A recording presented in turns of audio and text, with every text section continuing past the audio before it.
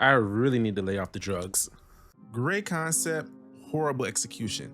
It's a phrase we've all heard when talking about media, and honestly, it's the best way to describe my Alan Wake experience. Alan Wake had me hooked by its story, atmosphere, and characters, but the second I actually had to play the game, my immersion broke completely.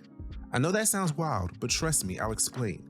Hi, I'm Mateo Vert, your favorite Backlog gamer, and yeah, I wasn't a fan of Alan Wake. But let's talk about it. So here's the thing, I played Control a while back and completely fell in love with the RCU. Yes, that's a thing. Naturally, I got curious about Alan Wake, especially with Alan Wake 2 getting the Game of the Year nomination. So I figured, hey, time to see where it all started. But when I finally rolled credits, I didn't feel satisfaction, I felt relief. And that's not something you should feel when finishing a game.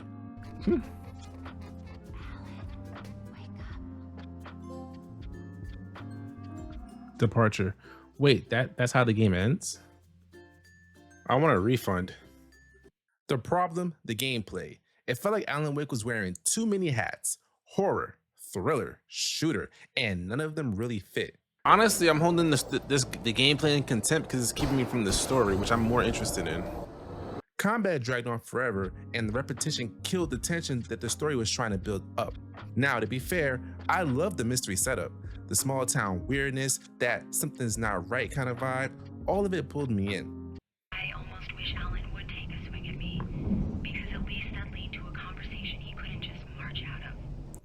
Hold on, chat. Did she just say that she wished that Alan would swing on her? That's crazy.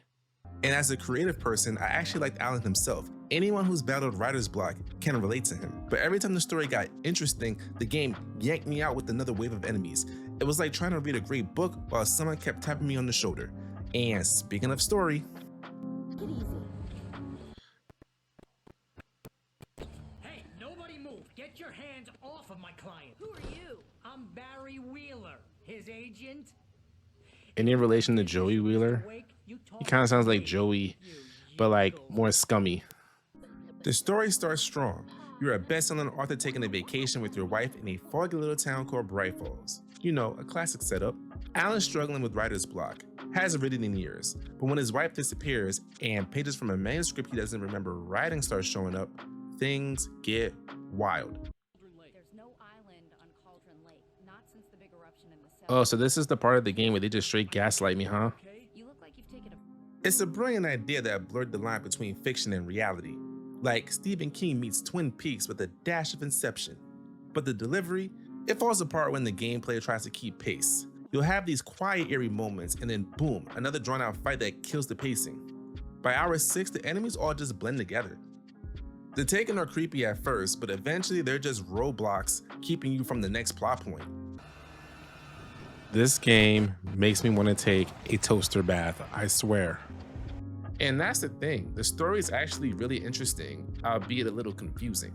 If Alan Wake was a TV series or a novel, I'd probably call it great. But as a game, it feels like two visions are fighting for control. You see what I did there?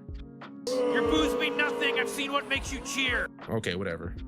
Still, credit where it's due. The voice acting and narration sell the tension. Alan's inner monologues give it that noir flavor, like you're listening to a man slowly unravel. And even though the combat wore me down, I genuinely wanted to know what was real and what wasn't. And that's the win in my book. And I am looking forward to Alan Wake 2 as soon as I can fit it into my schedule. And now, let's talk about that gameplay. Okay, this part is actually kind of fire. Okay, so let's start with the flashlight mechanic. It's a cool idea. Shining a light to weaken enemies before shooting them with your gun fits this light versus darkness theme perfectly. But in execution, it gets old really fast. Every encounter feels the same. Shine, shoot, reload, repeat. It stops being intense and starts feeling like clockwork. Except for the back end of the game where you have enemies that could just block your light by putting their arms up, which makes no fucking sense. Like, I don't get, like if a vampire goes outside and like covers his eyes, is that the sun will still kill it? Like, I don't know. We're not gonna get too deep into that. I get it. It's supposed to make you feel vulnerable, low ammo, enemies closing in, that sense of dread. But after the third forest sequence, it's just a chore. The environments don't help much either. The endless dark woods, logging yards, winding paths that all blend together. It's like Alan booked a one-way trip to this Pacific Northwest Simulator 2010. Then there's the pacing. The game loves throwing waves of enemies at you right after big story reveals, and it's like eating dessert before dinner, except that dessert keeps punching you in the nuts. Chat, I am running on energy drinks and pure spite to get through this game.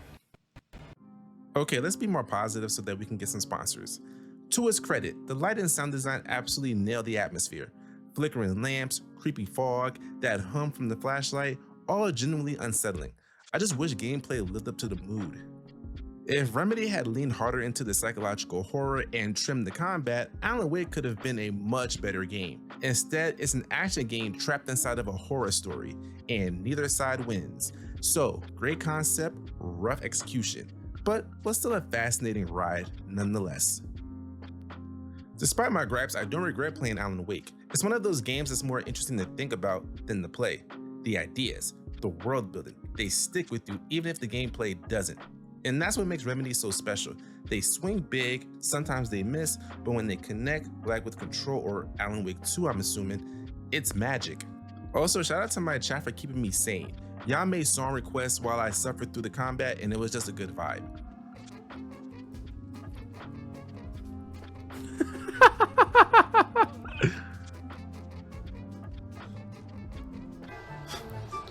Is it weird that this is making me like the game more? If you've never played Alan Wake, I'd still say give it a shot, maybe on easy mode, and bring patience and some liquor, because it's a unique ride, even if it's a bumpy one. But hey, that's just my experience. And what about you? Did Alan Wake click for you, or did the gameplay wear you down? Let me know. If you enjoyed the video, please leave a like and sub if you feel like I've earned it. Come hang out on Discord. We've got cookies. Next week, we're escaping a nightmarish situation. I finally played Little Nightmares, and I'm still trying to figure out the story, so I have time to Google it before next week's video. Anyway, I'm Mateo Vert, your favorite Backlog gamer, and you guys stay safe.